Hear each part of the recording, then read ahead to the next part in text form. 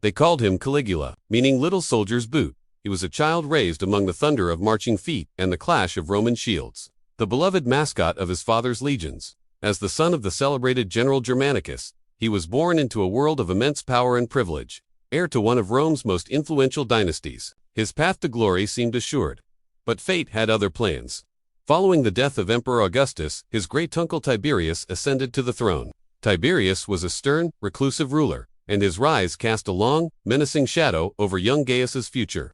The boy's world soon shattered when his father, Germanicus, died suddenly under mysterious circumstances. Whispers filled the corridors of power, pointing fingers directly at the emperor. The tragedy didn't end there. In the brutal power struggles that followed, his mother Agrippina and his older brothers were systematically targeted.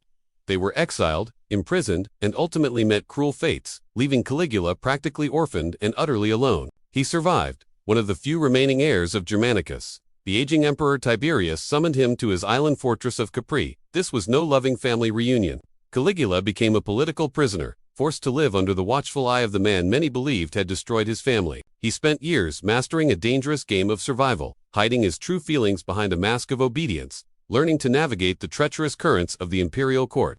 Every day was a test, every smile a performance. He had to prove he was no threat, all while the trauma of his past festered within. Then, at the age of 25, Tiberius died, and, against all odds, Caligula was proclaimed the new emperor of Rome.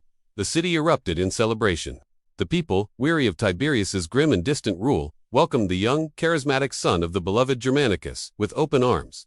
He was a breath of fresh air. His initial actions fulfilled their hopes. He granted bonuses to the military, pardoned political prisoners, and staged lavish games for the public. He seemed generous, kind, and full of promise. The citizens adored him. The Senate breathed a sigh of relief. It felt like the dawn of a new golden age.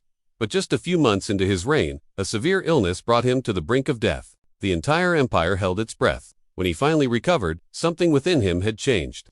The hopeful, benevolent ruler began to disappear, replaced by someone darker, more erratic, and unpredictable. Tales of cruelty, breathtaking extravagance, and bizarre behavior started to circulate, slowly eclipsing the memory of his promising start. His mind, shaped by childhood trauma, paranoia, and now absolute power, began to stray into dangerous territory. From a haunted child to a celebrated emperor, history would remember him as both brilliant and terrifyingly mad.